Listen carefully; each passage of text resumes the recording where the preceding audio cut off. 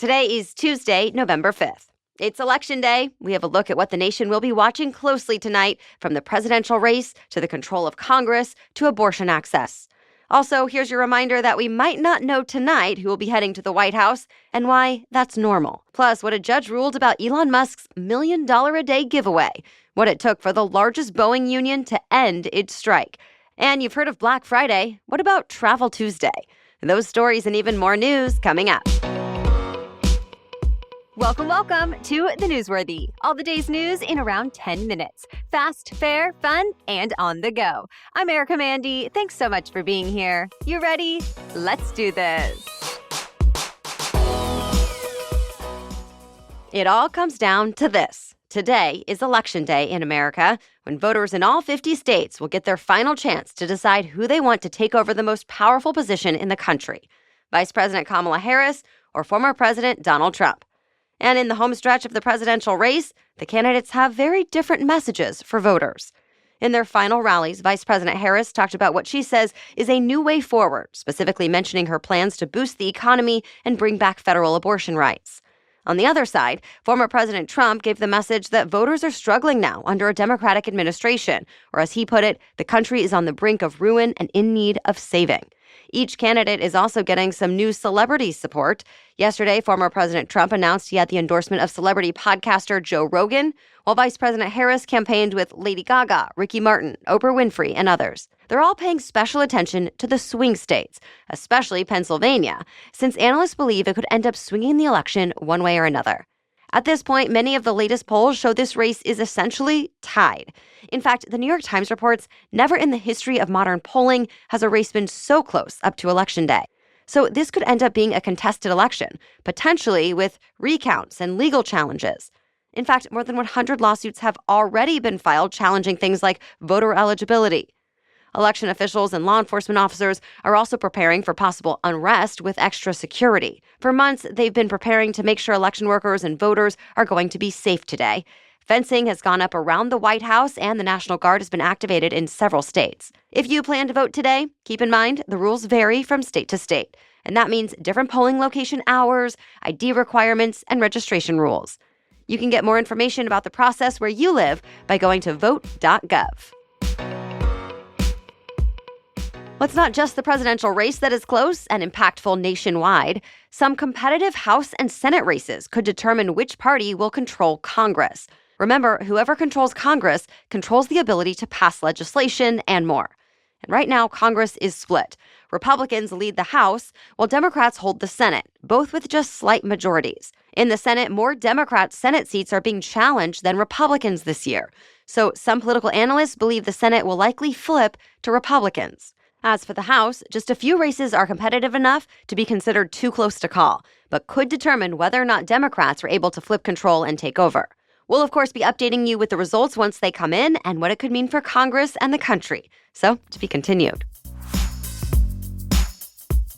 One major issue this election season has been abortion. And today, voters in 10 states have a chance to weigh in on the issue through ballot measures. So far, at least, Americans have voted for abortion rights every time the issue has been on the ballot since the U.S. Supreme Court overturned Roe v. Wade in 2022.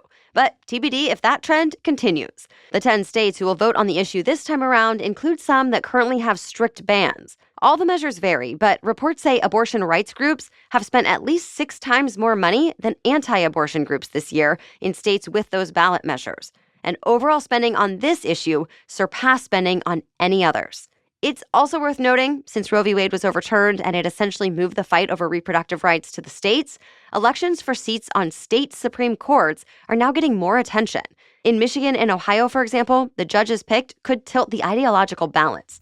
Stay tuned. Well, more than 81 million Americans have already cast their ballots, but of course, millions more will vote today. Polls close at a variety of times across various time zones, and media outlets won't declare any winners until relevant polls have closed. But here's your reminder that we may not know the winner of some races tonight, including the presidential race. In fact, it could be days or even weeks, and that's to be expected in tight races. Why? Well, for example, 18 states require mail-in ballots to be postmarked by Election Day, but that actually means they could arrive and still be valid days after in-person votes are counted. And states have their own laws setting deadlines for counting votes. In some cases, like in the battleground state of Pennsylvania, states must finish counting ballots 1 week after the election, while other states allow even more time, up to 3 to 4 weeks. And some states can't even start counting votes, even the mail-in ones, before today. So remember, just the timing of when we hear about the results does not necessarily mean on its own that there's any problems or fraud. All right, we have even more news for you still coming up. But first, let's take a quick break for our sponsor. What are you enjoying about fall so far? I'm personally a fan of pumpkin patches and pumpkin spice lattes, the cool fresh morning air, and family cuddles with thick blankets. You know what else I love this season? Cozy cashmere sweaters from Quince, starting at just $50. From the style to the price, Quince has it all. Quince items are priced 50 to 80% less than similar brands. By partnering directly with top factories and cutting out the cost of the middleman, Quince is able to pass the savings onto us. And that's true for my organic cotton knit blazer, washable silk tank, and more. I love having some closet staples that I can throw on with jeans and feel like my best self. Plus, you know I love layers this time of year with the always changing weather. I also really appreciate that Quince only works with factories that use safe, ethical, and responsible manufacturing practices, and of course, premium fabrics and finishes for that luxury feel in every piece. So get cozy in Quince's high-quality wardrobe essentials. Go to quince.com/newsworthy for free shipping on your order and 365-day returns. That's QUINCE.com/newsworthy to get free shipping and 365-day returns. Quince.com/newsworthy. Okay, now back to the news. A judge has now ruled Elon Musk's controversial $1 million daily giveaway is allowed to continue. Remember, Musk's pro-Trump super PAC has been giving away $1 million every day leading up to Election Day. The money is going to one person each day from registered voters in battleground states who signed the super PAC's petition supporting free speech and gun rights. But Philadelphia's district attorney had sued in an effort to stop the giveaway, calling it a scam designed to influence the election and an illegal lottery under state law. But Musk lawyers denied that claim and said the giveaway winners aren't chosen by chance, that instead they're actually thoroughly vetted and should be considered paid spokespeople. And a judge sided with them without explaining his reasoning. The program ends after today. The largest Boeing union voted for the third time and finally decided to end its strike. More than half, 59% of Boeing workers in the Pacific Northwest who have been on strike for 7 weeks approved the new contract negotiated with the company over the weekend. This time, the union told its members they'd won as much as they could possibly get through the strike and negotiations. This deal includes a 38% pay increase over 4 years, which is really close to the workers' original ask of 40%. But it does not reinstate a pension program Boeing got rid of a decade ago. Now workers can return to their jobs as early as tomorrow if they want, and all workers must report for their shifts starting November 12th at the latest. Already, though, some estimates say the strike cost Boeing billions of dollars. Meanwhile, another, albeit much smaller strike just started. Hundreds of employees at one of the biggest news outlets in the country have decided to walk off the job on one of the nation's biggest news days. More than 600 tech workers at the New York Times went on strike yesterday, and at last check early this morning, they're not back at work. Reports say it's the first strike by this union to coincide with a presidential election in 6 decades. The two sides apparently could not agree on a new contract, even though they negotiated through the weekend over things like pay, remote work, and just cause termination. The Times said despite the tech workers' strike, they still have robust plans in place to provide readers with election coverage. Music legend Quincy Jones has died. Jones had a long and eventful career. He was most famous for his production of classic albums like Michael Jackson's Thriller, the best-selling album of all time, as well as one of Frank Sinatra's greatest records, and he arranged 2 of Ray Charles' finest albums. Jones also produced Aretha Franklin, Donna Summer, and dozens of others.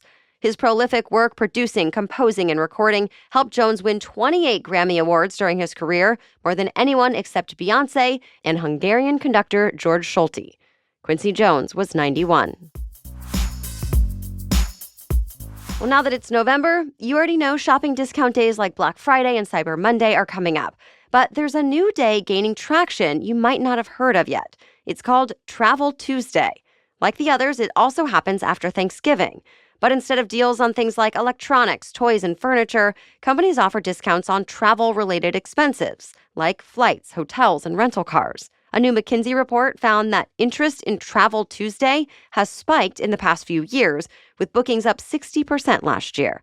Hotels often feature discounts of 20 to 30% on Travel Tuesday, and airlines also offer deals, though they vary by carrier. It is worth noting, though, the Tuesday after Thanksgiving is also already known as Giving Tuesday, a day encouraging charitable giving or volunteering.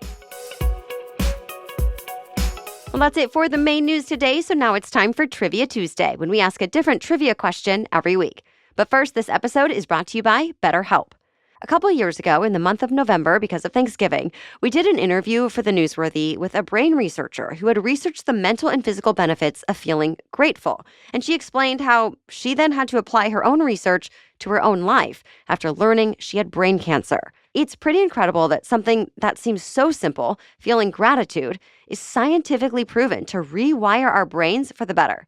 So this month, especially a month we associate with being thankful, I'm offering a reminder for all of us to send some thanks out for someone or something you appreciate, even yourself. We all need the reminder sometimes, and I found therapy is the perfect place to learn strategies to live a more grateful, happy life.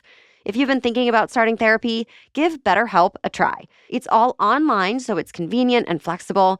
You're matched with a licensed therapist, and they know how important it is that you find the right fit for you, so you can switch therapists anytime for no additional charge and no hurt feelings. Let the gratitude flow with BetterHelp. Visit betterhelp.com/newsworthy today to get 10% off your first month. That's BetterHelp, HELP.com/newsworthy. Okay, now to Trivia Tuesday. And today's trivia question is, what are the 3 requirements to run for U.S. president? You can play along with us in our weekly roundup email that comes out each Friday. Sign up to get it at thenewsworthy.com/email or listen in next week to hear more about the answer. As for last week's trivia question, what year did Election Day become a Tuesday in November? The answer is 1845. In the 1800s, most of America was a rural farming society, so it made sense to have the election during a time of year after most of the harvest had been brought in and before bad winter weather arrived. As for the day, Sundays were out because the vast majority of people went to church, and Wednesdays were market days in most places. Plus, many people would need a day to travel to a voting location since transportation was limited. A Tuesday in early November made sense, but it couldn't fall on November 1st. Not only was that All Saints' Day, a Christian holiday, but also farmers and merchants often settled accounts and balanced books on the first day of each month. So that's how mid-19th century lawmakers arrived at the somewhat complicated phrasing, the first Tuesday after the first Monday in November. And it's been Election Day ever since. Though today it falls right in the middle of the work week for most Americans, which has led some to call for making Election Day a national holiday.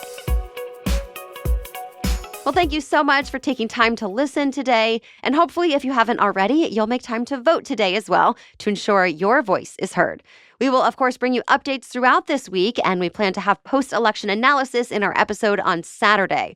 For now, if you have election-related stress, be sure to check out our Saturday episode from last weekend for some strategies to deal with it all. We'll be back tomorrow with the latest news to know. Until then, have a great day.